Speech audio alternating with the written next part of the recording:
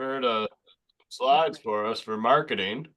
I do want this to be interactive, so chime in at any point and share what you do, share what questions you have.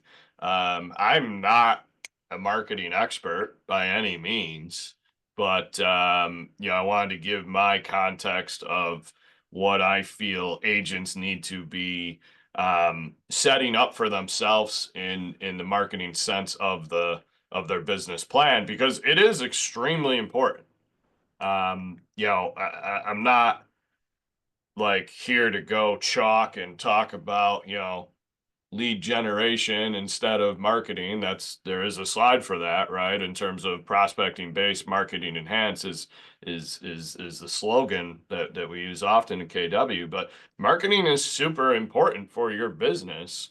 And especially in this day and age where there's just the way of the world has, um, evolved to where screen time is whatever you want to call it, right? But screen time, for lack of a better term, is pretty dominant in most people's lives. So you have the ability to market at a higher and more powerful level than 20 years ago, and especially 40 years ago. So how you take advantage of it, it does become critical. So I'll open up with my little intro slide here. This is an exercise I did just with GPT. Listen, I'm not here to, talk negatively about AI, okay? But I wanted to kind of experiment with it because I haven't really used it at a super high level, and especially when it comes to images or marketing. But this image, this was the third try or prompt of telling him to redo it and fix this error, fix that error. And I finally gave up, and said this was good enough to kind of prove the point. But they got to where they were spelling millions right, and you'll see a couple other images, but still some mistakes, right? Like agent, Agent. and just whether it's intentional or what, just some fuzziness to it, and some cutoffs on the title here, and yeah, this guy looks great, and this is attractive, and this is what a lot of people are drawn to in terms of imaging, or visuals, I guess, this day and age. My point is just be careful with it, right? Don't just think that AI's got your back and you got you covered and it's going to be perfect because we're a robot, and you don't have to worry about doing anything from here. So just be aware, but it is a tool to use. Here's the first two images. Which one was first? I think this one on the right was first. No, the one on the left was first. So just millions. Millions. The second one got a little closer, but Restain agent. So some cool stuff, right? Like that, love some images that look like this. Just make sure that they're correct. Um, the whole AI world that's out there, like, yeah, take advantage of it, everybody. And make sure that what capabilities it has and how it can benefit you, and how you can ultimately make you work smarter, not harder. My whole mission here is just A, or my message here is A, I don't have a lot of context to offer in the AI world. So if you're coming here for this specific to marketing, hop off now. And B, just be careful with it. But do evolve with it, because we're not gonna have a choice. If you're gonna stay relevant in business, say 10 years from now, AI is going to be something that is going to be a feature and a tool for your business. I would definitely bet on that.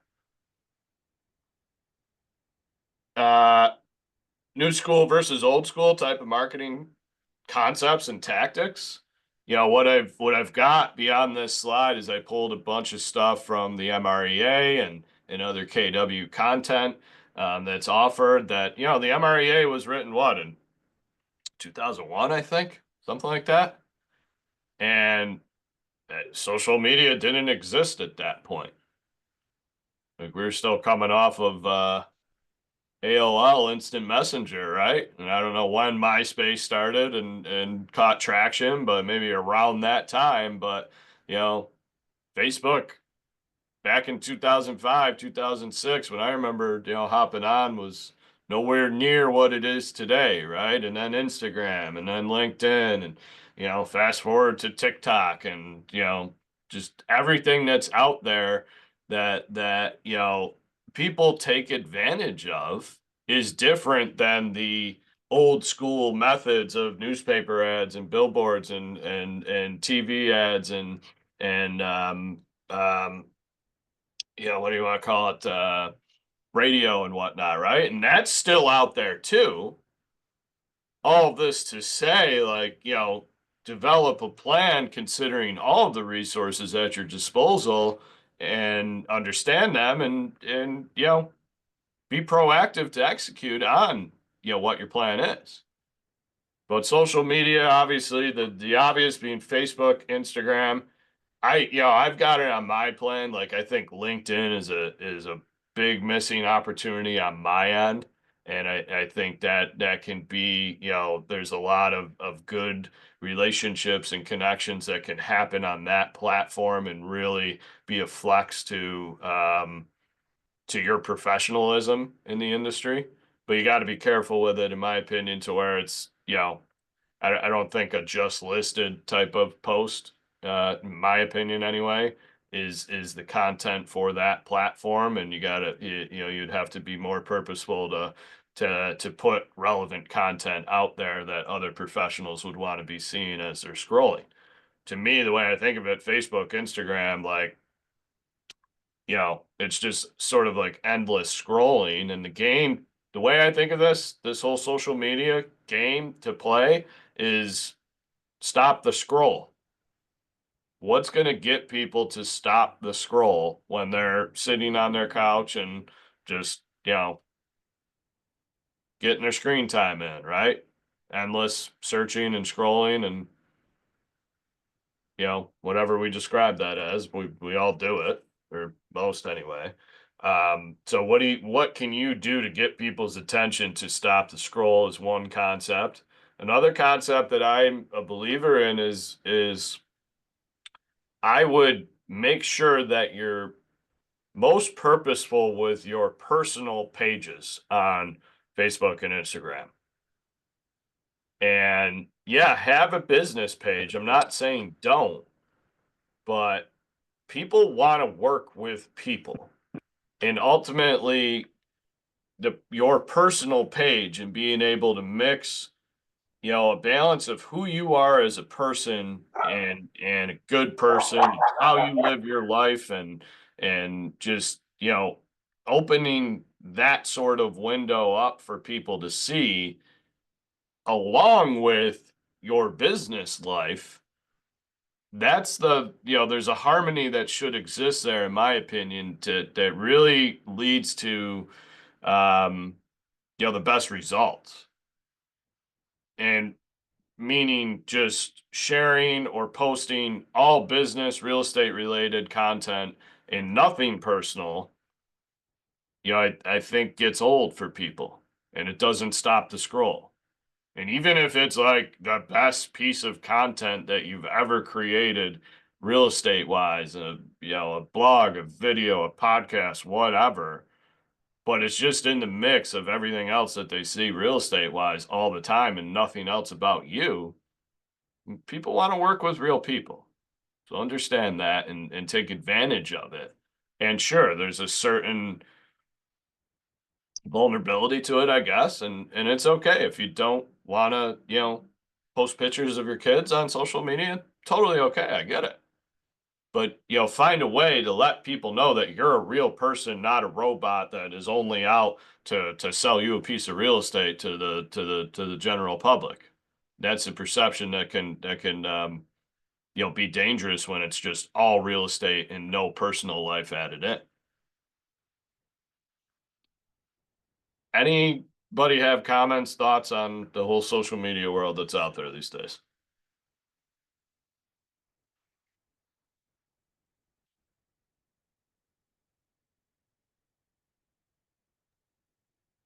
Continuing on with YouTube, um, YouTube is if I'm not mistaken, the second most popular, most trafficked search engine behind Google. And you know, when I first heard that, I was shocked because like, wow, YouTube as a search engine, meaning like on the same level of Google. You can learn how to do just about anything on there. Exactly. And relative to real estate, like it is gaining a lot of traction in terms of, you know, and it might be different in other markets, right? Because, small towns like Rochester and Buffalo, and for those that are born and raised type of aspect, you know, we don't necessarily need to do our research on YouTube videos of, let me see what's going on in this community, right? But there's plenty of people that relocate here to here and not just from here, which is, kind of the rhetoric, right? And they're gonna there's a growing trend of people doing their research via YouTube videos that, tell about the community, tell about this housing tract, tell about, this school district, and, here's a house for sale in it for the average price point of $300,000 for this area. So it's an opportunity to definitely focus on. It gets a little complicated because video is obviously a different production type of method and cost and time spent compared to, using Canva or whatever for a Facebook post for your new listing. But it can be short and long form.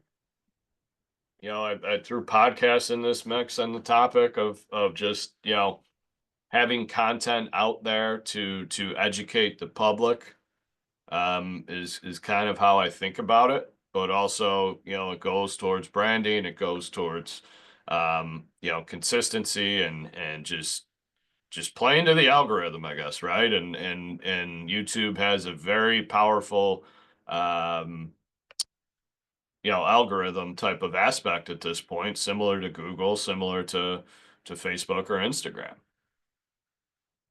So it's one that is probably definitely is, very much less used than Facebook or Instagram for real estate agents, but I think it's a huge opportunity for people to focus on as well.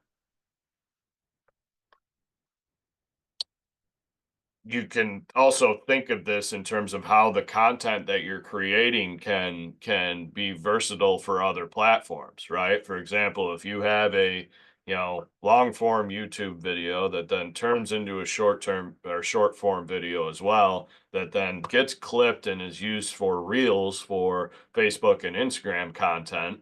And back to that social media topic, like video and reels specifically seem to be really becoming the preferred, you know, choice of the consumer and these platforms in terms of how they factor in the algorithmic nature of things, whatever you want to call that.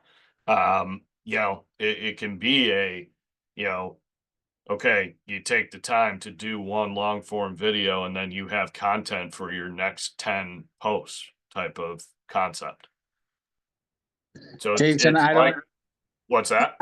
I don't know if you've seen too, like now you do even Google searches and videos 9 out of 10 times are actually like the top search Yeah, results too. You know, yeah. they're really trying to push that content because that's what gets people clicking and engaged. Well, and when you break down why, ads are sold on videos, Yeah. right? And And the longer Google owns and YouTube. there's some logic of the longer form video, the more ads they can sell. Like I forget what the cutoff is. I think it's like 6 minutes. Don't quote me on that. But videos under 6 minutes get less preferential treatment from the algorithm compared to videos longer than 6 minutes because they have another ad slot that they just sold to or fit in. It's either 6 or 8 minutes. Don't quote me. Uh, and again, feel free to keep chiming in, guys. Everybody. Google, move on to Google in terms of the SEO nature of things, search engine optimization, having a business profile for your business is super important. It's not just the brokerage that should have a Google business profile. Even you as a single agent need to be on Google because you can do all sorts of stuff from there. And you can, draw reviews to your business profile and really, tie in additional marketing and additional, just touches, whatever you want to call it, centered around reviews. And when people are searching for who they want to work with as a real estate agent, if they are going online to start that process, Google, I mean, is the number one search engine, right? So, it's the correlation of those that are going to start their search on a site like Google to find out what they need to do from here is pretty obvious. So make sure you're on it, but you can also run ads from it. You can, a lot of what we've talked about so far can, feed your, SEO game that, bumps you closer to the top of the list. I don't have this on this slide here specifically, but, your website is obviously a necessary aspect in marketing and, in comparison to 40 years ago as a real estate agent. But, that's, not going away anytime soon. If anything, though, like, your Google business profile, in my opinion, is more important than your website. Controversial take. Jason, I'd like to just add in, my connection got a little choppy because I'm driving out to Brockport, but Good. um, with YouTube being owned by Google Yep. and running and having YouTube videos, whether they're shorts or what have you, I mean, what I've learned and what I'm trying to pick up on is not necessarily posting houses for sale on YouTube. Like, hey, here's a video of my house. Yes, they can be posted, but it's basically a virtual blueprint of who you are. You know what I mean? With everybody being online and being able to search your name and find it on YouTube and be able to watch videos of you as a person, you're, basically doing that introduction virtually to that person that's moving around or looking to move. All right. Does that make sense? You know what I mean? So like Sure. they could see you, you interact, whether you mess up on a take or you're super professional or uptight or loosey goosey, you attract a certain amount of people. And then from there, you just work with that population, which is nice.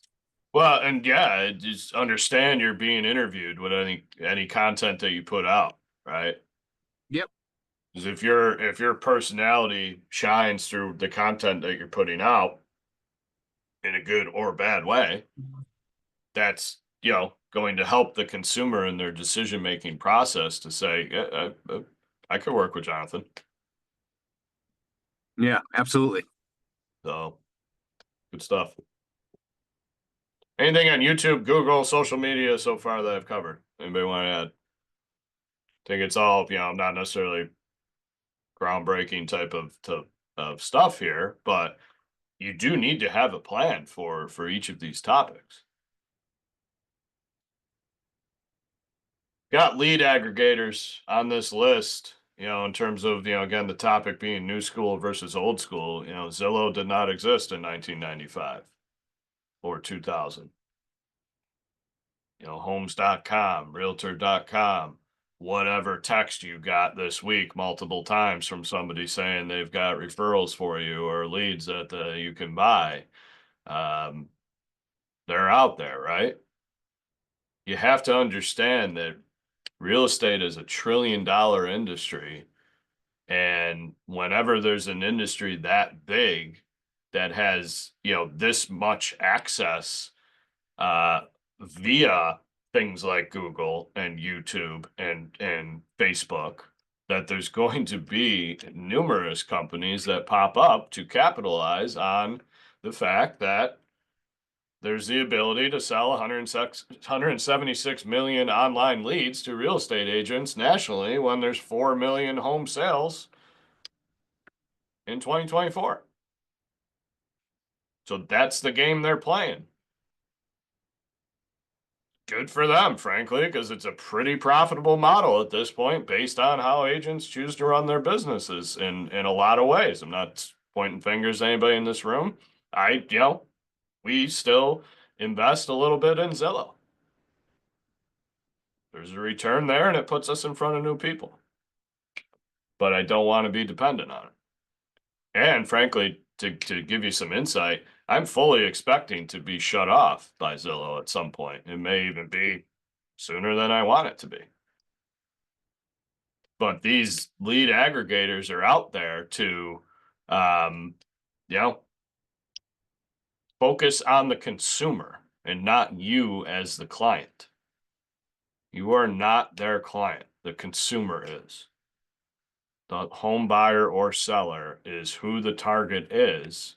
And for now, there's still the ability to sell these leads to real estate agents that buy them with no other strings attached. But the model has already shifted hard, and it's going to be a, majority shift to, yes, we'll give you this lead of a consumer that wants to buy a house, but you're going to pay us a referral fee and a hefty one at that. Now, again, if similar to the staging conversation that we had, like if that's okay for your business model and gives you the profitability and the quality of life that you want, no judgment. Just make sure you understand what's happening out there. Questions on that?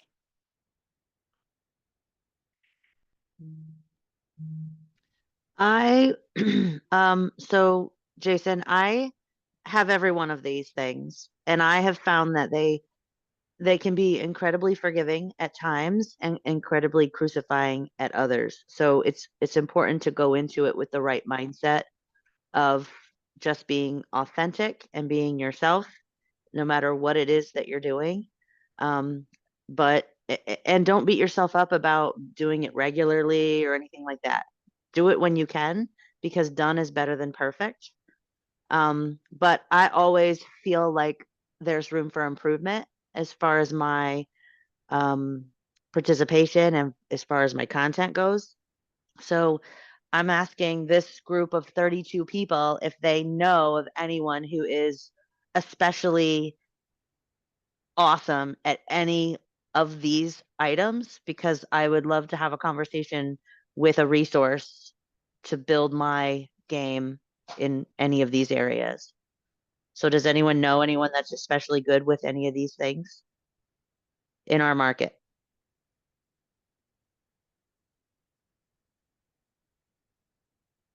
I think it's not that the silence is deafening by any means, because I think what you said of how you phrased that to start, that even the expert, that if there were one to volunteer themselves in this conversation, they're probably feeling the same way, because this game is forever changing on the marketing side of the business. And even the experts can't keep up, right? To where it's like expert level, but then it's like, wow, now there's this wrinkle that we really need to focus on to capitalize on additional type of concepts or whatever. Yeah.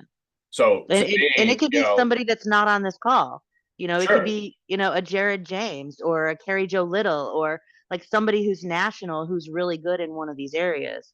Well, Like I'm always, you give me a perfect segue to my next point of, is everybody aware of KW Connect, that tab on command in the top left? Like, that is your research tool to give you, like, you can get information on any topic out there, and it'll give you the playbooks, it'll give you, YouTube videos, recorded trainings, it'll give you, just a whole wealth of information. So for example, this is, a playbook on how to make YouTube your #1 lead gen source, from this guy, Will Sawyer in Greenville, South Carolina. This is just one example of the content that this company offers that, you're able to, find the experts that are doing it. And sure, you may not have, a phone line to them like you may with a lot of people locally, but the culture of this company as a whole, it wouldn't surprise me if you could find Will here and connect with him. But for the purpose of just having a plan to execute on, a lot of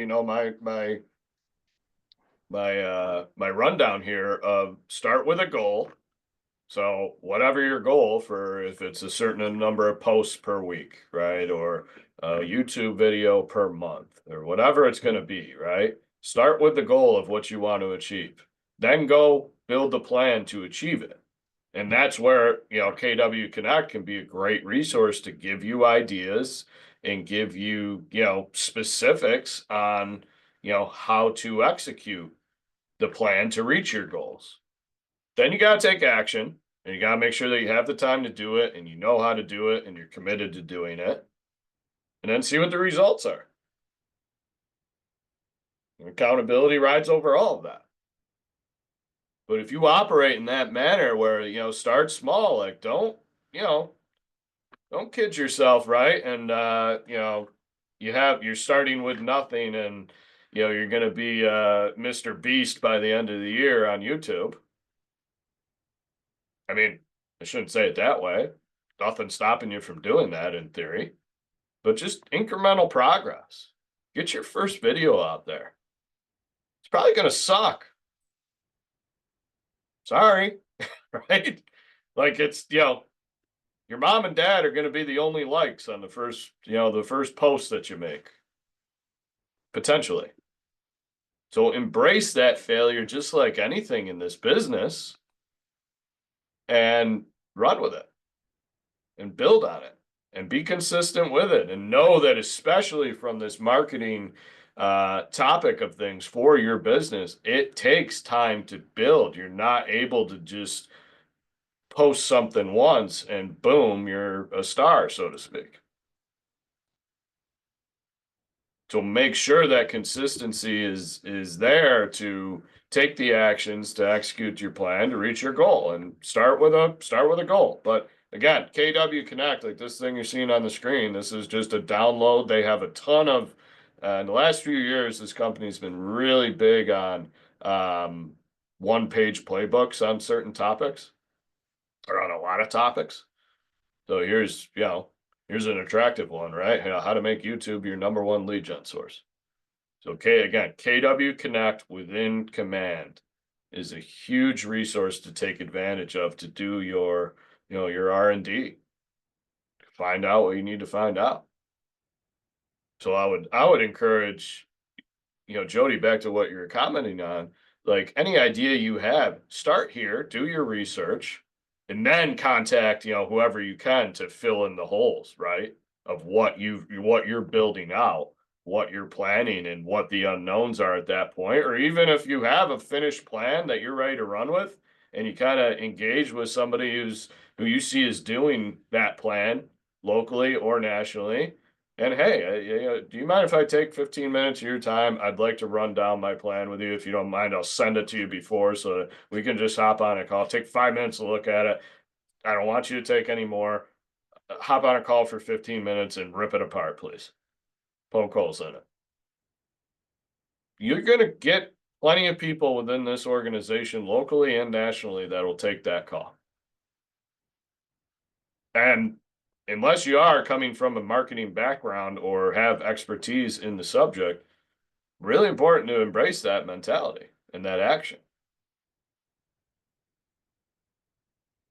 Here's a prospecting and marketing idea chart direct from the MREA. So again, 2001. You got all your prospecting activities,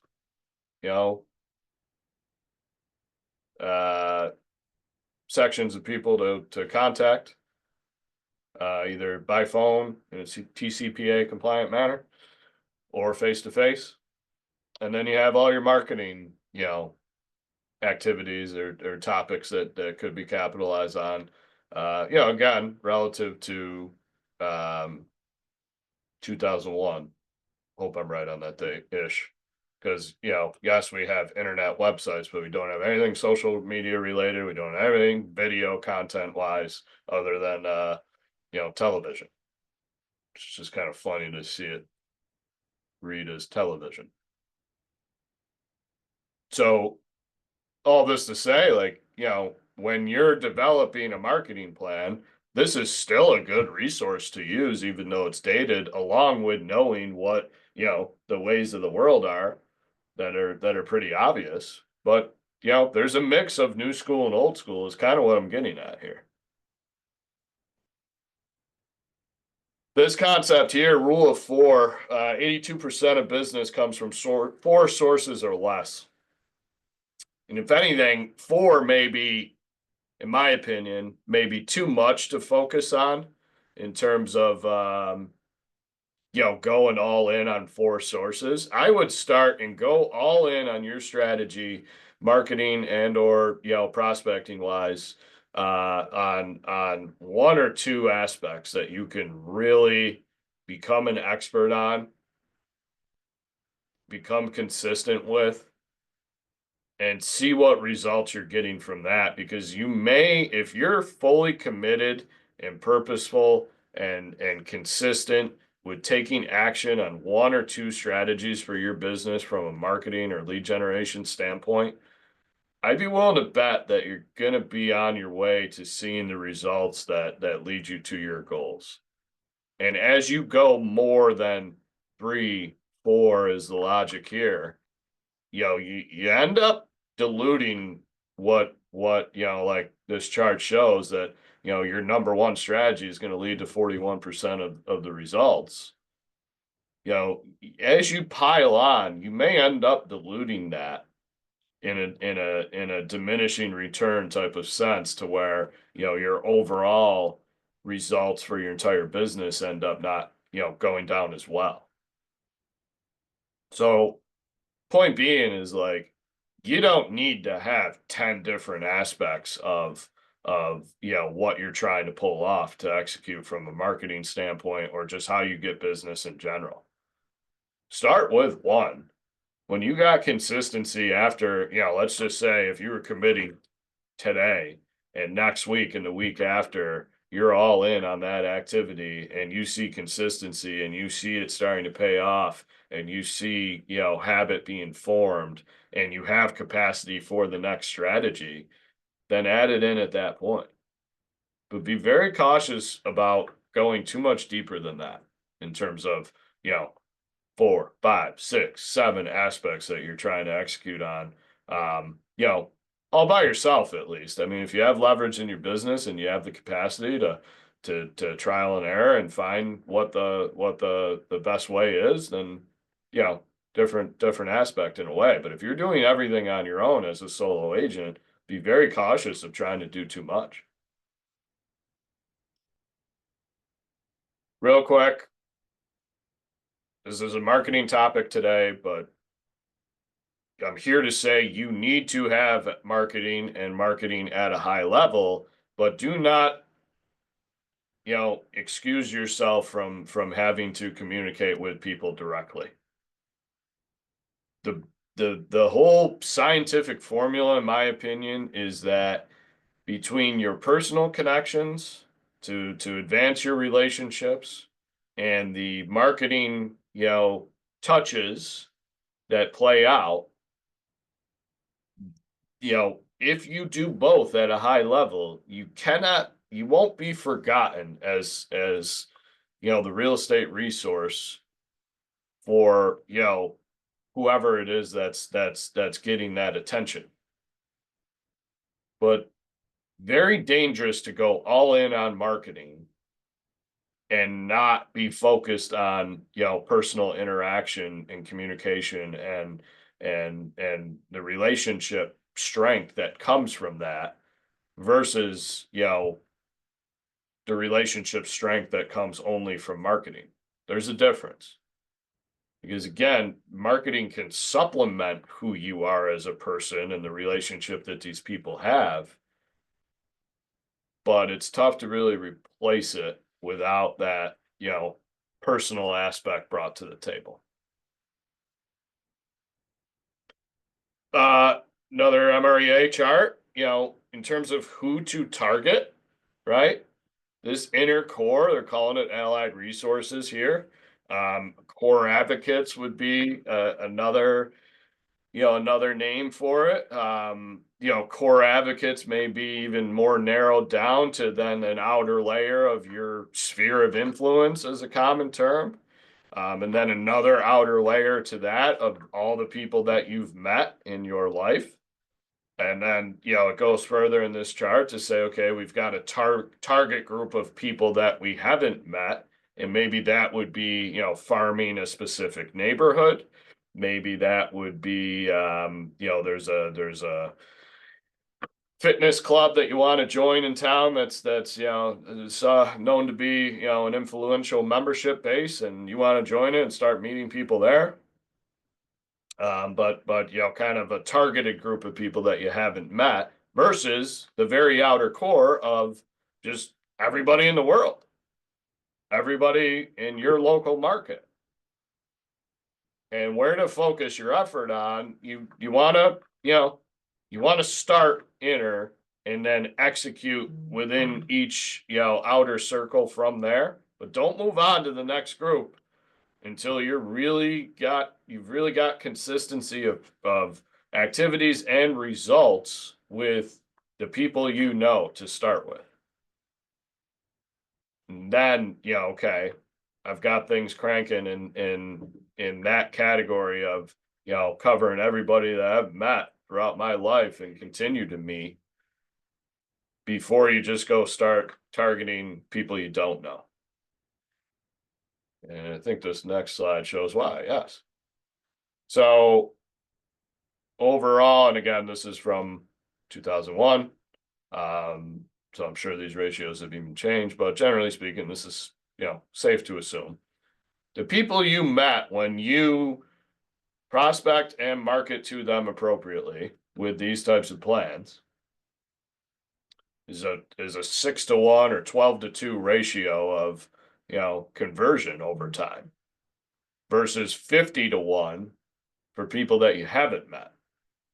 So in order to sell 320 homes per year, if you were all in on just targeting your efforts towards people you've met, you would need 1,920 people in your database to do so for this type of math to play out.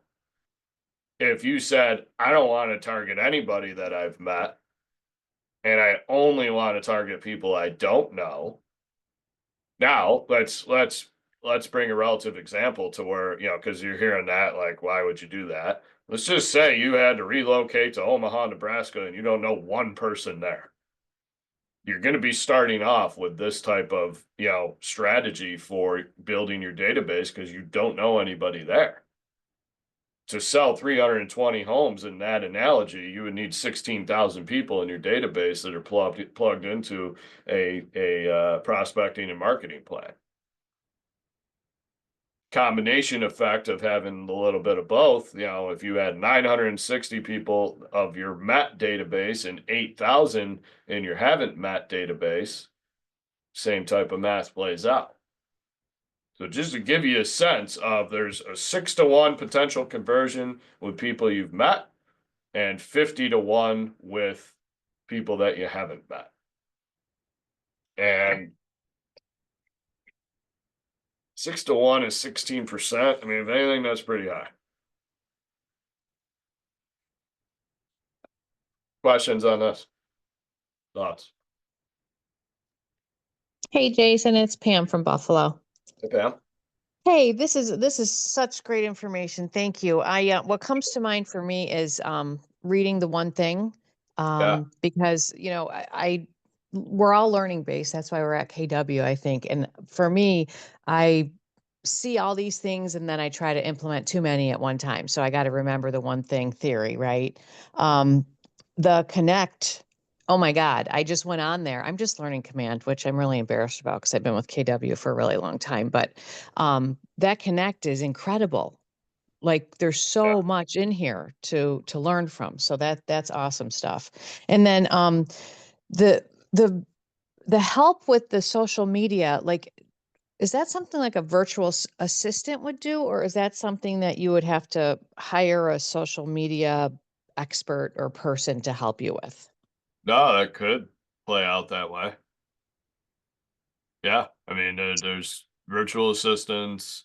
Um, there's even you ever heard of Fiverr? No. So it's basically a sort of like an online, I don't know how to describe it. It's like a How do you spell it? subcontract marketing group that you can just hop on this website and there's just all these marketing contractors, if you will, that list themselves as available to do whatever project.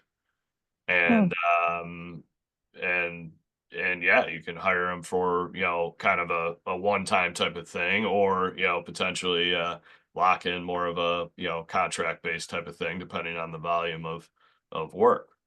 Like for example, so like Anthony and I, our team, we employ somebody for marketing.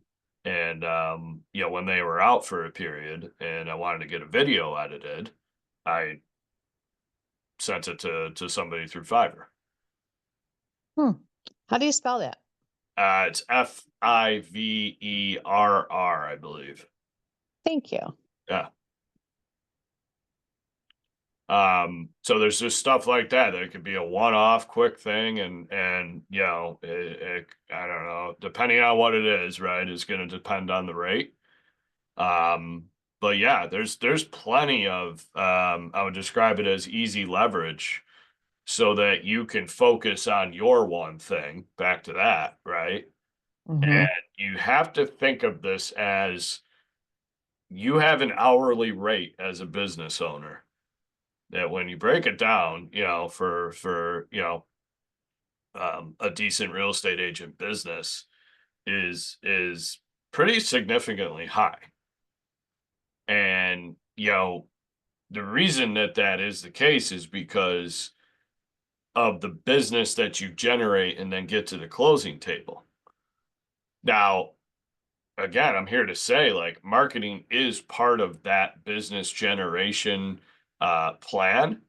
However, when you're spending more time on marketing tasks that could be subcontracted out at a significantly lower hourly rate compared to what yours is, and if you use that time to then go do your one thing that gives you the business results that you're capable of getting, or allows you to spend more time with your family or play golf, whatever you want to do, that's being a business owner.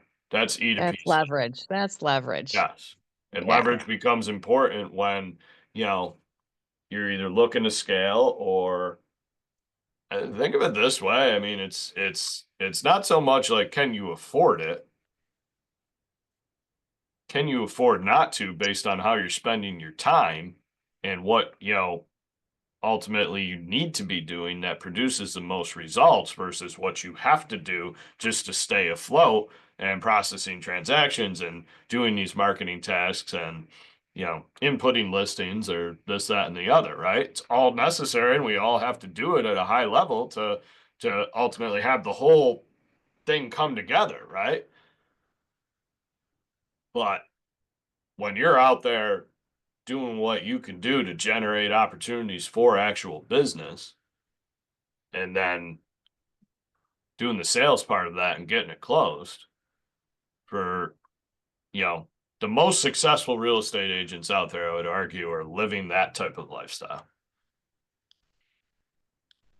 Great stuff. Thanks, Jason. Oh, thank you for sharing. I'll fly through.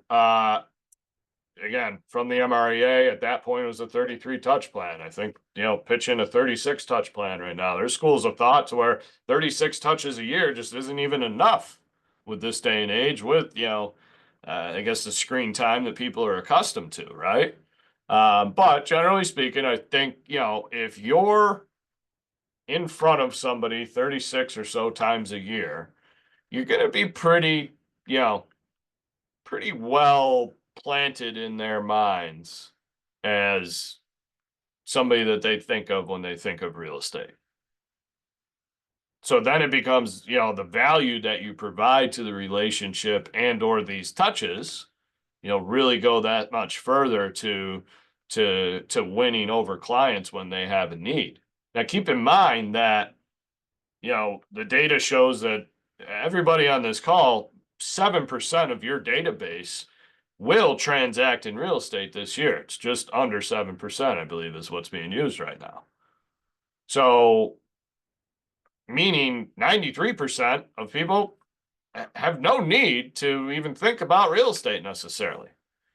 That's why this level of consistency becomes important, because when there's no need for people to have to, talk to a real estate agent about real estate or to even think about it on their end personally, if you're just constantly staying in front of them with both personal, real estate, community related type of stuff, whatever your marketing plan is going to be, when the time comes, you're likely positioned to where that level of saturation leaves them with no choice but to acknowledge that you're in real estate and you could be a choice for them to use. But that doesn't mean that they're going to use you. They still have the choice of whether or not they want to work with you. But you'll be, a thought, and that's a game that we have to play. So just various examples of touches, for to give you a peek behind the curtain. I mean, what our team does for the agents that are partnered with us is two emails going out to their database per month, and a postcard per month that they can opt into. So boom, there's 36 right there, and that's just the default setting, because whenever we do an event, there's more emails that go out. Whenever there's specialized content that we want to go out, on top of the regular routine, that's even more that hits their inbox. And it's just a matter of that sort of level of consistency is we're living the model of MREA type stuff to execute on it. I'll fly through this. Is kind of another example. I mean, the what this is showing is, you got about 19 touches to truly like connect with somebody in order to start this relationship type process. Meaning if it's a new contact added to your database, it may take 19 touches to just get to a point where, um, it it just plays out that you're in their real estate life essentially. The way I think of it, corny analogy, but everybody's brain is a file cabinet. So they open up their file cabinet brain and they go to their real estate folder that's in there, because there's a folder for everything, every single topic in life, there's a folder for. You got to be in that folder. And this is saying that there's about 19 touches needed to even have a chance of being in that folder. There could be one powerful, high value type of interaction or touch that happens that really like gets you cemented as a placeholder in that folder. But then if you want to stay in it for the rest of your career and their life, 36 a year is what's going to need to happen.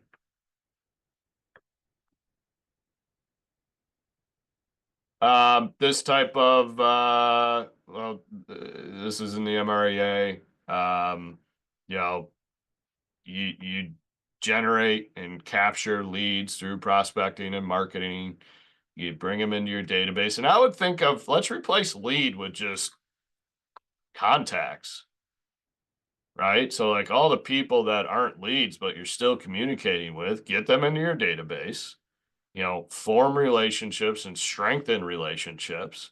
Eventually, there's going to be a conversion if, when they're ready and you do convert.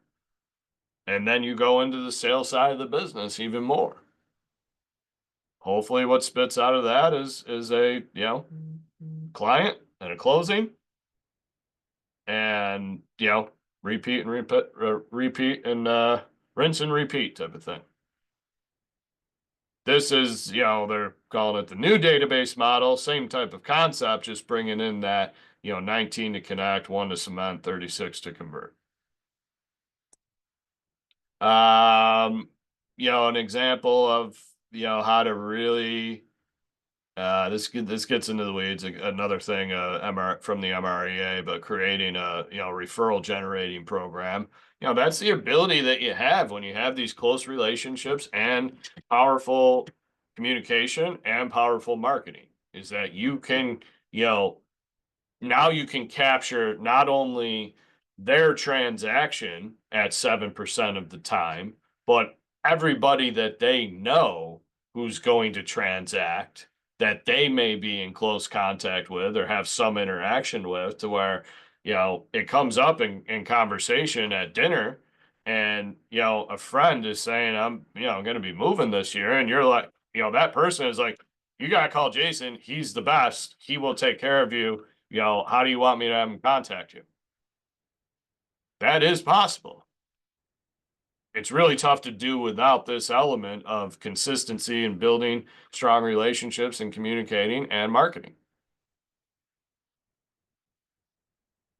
Token warning, do all of this in a TCPA compliant way so you don't have a $10,000 fine come across your bow.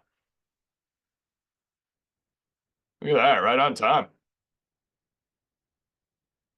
Questions? I got time.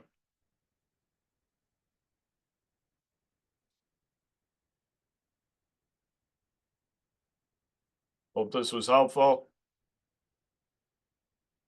Welcome to contact me anytime, as always. Anybody got anything?